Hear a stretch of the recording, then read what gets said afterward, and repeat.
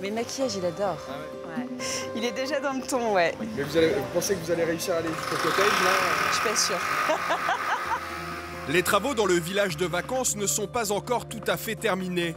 Mais comme une centaine de familles, Nathalie et Frédéric ont été sélectionnés sur concours et invités à profiter du parc une semaine avant l'ouverture officielle. Oh là là. Eh oui, tu sais lancer l'étoile ou pas? Bon allez, les premiers arrivés au cottage, c'est parti. Merci beaucoup. Je vous en prie, bonne fin de soirée. Vous aussi, Merci, à bientôt. Au revoir. Au revoir. Cottage, c'est le nom des petites maisons en bois dans lesquelles sont logés les vacanciers. Ça y est, on y est les gars. Wouhou. On va découvrir ça. Oh, c'est la fête. Allez, venez. Tous les cottages sont construits sur le même principe que celui de Nathalie. Youhou. 55 mètres carrés avec une cuisine, un mobilier design et 2 chambres très colorées. Voilà, qu'est-ce que vous en pensez pour le moment? Bah, ça a l'air vraiment chouette, dis donc. Des têtes de lit. Les matelas ont l'air bien. Ouais, ça a l'air super. Les garçons, vous dormez dans quelle chambre, vous? Alors ça va être nous, je pense. Ça va être les parents ici. Vous nous montrez les autres chambres? T'as vu ça, Marcus? La déco est pas mal pour les chambres d'enfants, hein? Mais le point fort de ces cottages, c'est le petit jardin privé en bord de forêt. Seul bémol, pour le moment, l'herbe n'a pas eu le temps de pousser. Il va falloir que la végétation pousse un peu, etc. Mais là, c'est normal, on est vraiment sur une ouverture. Du coup, ça va être bien quand ce sera un peu plus arboré, qu'on n'ait pas la sensation d'être trop les uns sur les autres. Mais ici, il y a surtout une tradition. À peine arrivé, il faut aller choisir son vélo.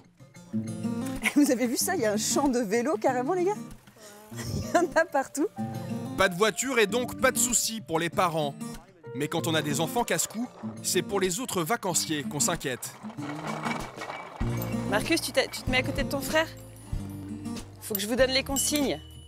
Stop, parce qu'on va aller à l'extérieur. Donc il va y avoir des gens, ok, qui vont marcher par exemple. Il faut absolument les éviter, bien sûr. D'accord? On va blesser personne, Isaac. Je sais que tu es très content, canaille. Mais il faut aussi respecter les règles. Pour Nathalie et sa famille, le dépaysement, loin de l'agitation et de leur Bretagne natale. Il faisait gris.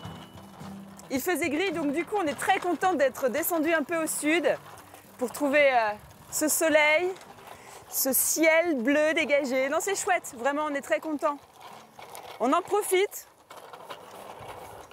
C'est super. Mais pour les petits, la priorité pour le moment, c'est l'Aquamundo. Les enfants attendent depuis leur arrivée hier de profiter de la piscine géante.